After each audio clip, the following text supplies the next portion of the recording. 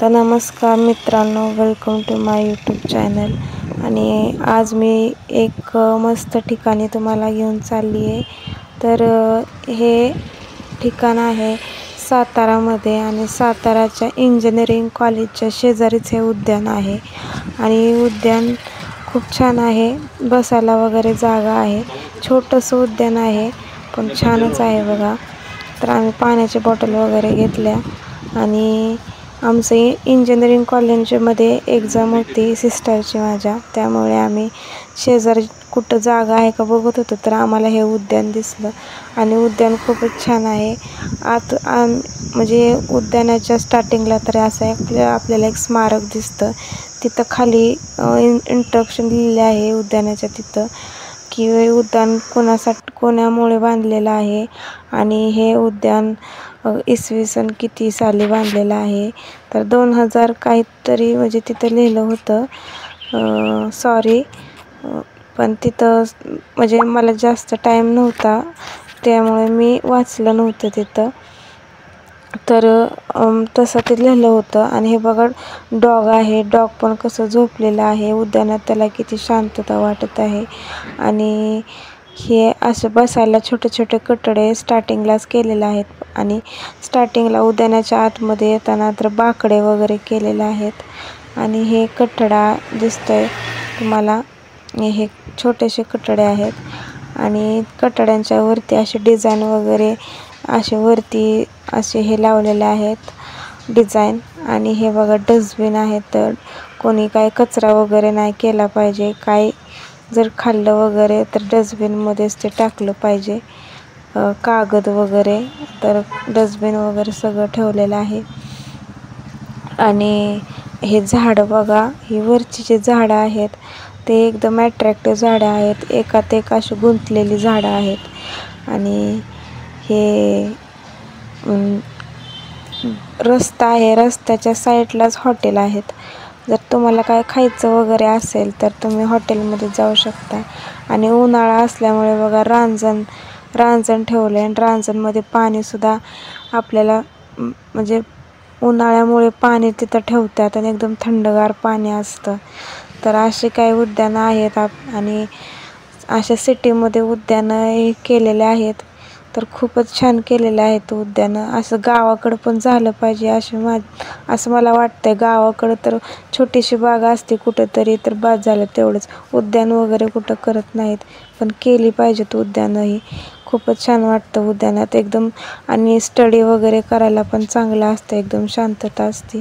तर इथे हे असं तर हे उद्यान आहे. तर पाहूयात आपण कसं आहे, चला. हे बघा पाईप दिसतात ना, पाईप हे झाडांना पाणी देण्यासाठी पाईप तर त्यांनी तिथं ठेवलेले आहेत पाईप. तर कधी पण झाडांना पाणी देतात ते, म्हणजे जर गरज लागेल तेव्हा झाडांना पाणी देतात. आणि हे उद्यान आहे अशोक कामटे. हे शहीद जवान होते. त्यांनी त्यांच्या शहीद जवान त्या काळात त्यांनी बरेच म्हणजे हे केलं होतं, दुश्मन लोकांना मारलं होतं.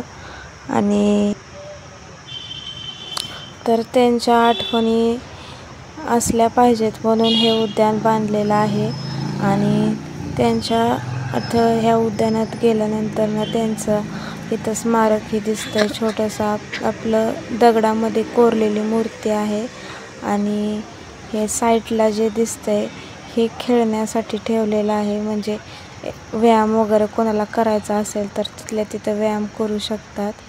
आणि हे बघा स्मारक किती छान कोरलेलं आहे. आणि हे मूर्ती कोरलेली आहे. आणि हे बघा व्यायाम करण्यासाठी इथं ठेवलेलं आहे. जे कोणी येईल तर कोणाला व्यायाम करायचा असेल तर व्यायाम करू शकतं.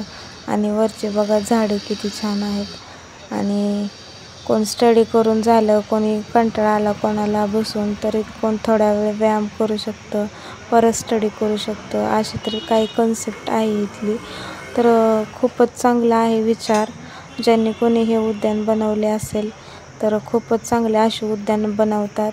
आणि म्हणजे पहिल्यापासून आपले तर काय मी हे बोलते हे माझा तर मी लहान तोंडी मोठा घास असं म्हणावं लागेल। पण असं जे कोणाला हे सुचलं असेल उद्यानं वगैरे बनवायचे तर खूपच चांगलं आहे आमच्यासारख्या व्यक्तींसाठी। कारण घरामध्ये बसून बोर होतं तर कुठंतरी उद्यानात जाऊन बसलं तर मनाला सुद्धा शांती वाटते आणि अभ्यास वगैरे करायला सुद्धा मन लागतं। एकदम शांततेचे ठिकाणी असतं हे। कोणी म्हणजे असं पक्ष्यांचे आवाज वगैरे येतात आणि मन तर एकदम फ्रेश होऊन जातं। आणि हे झाडं दिसतात ना तुम्हाला, ही झाडं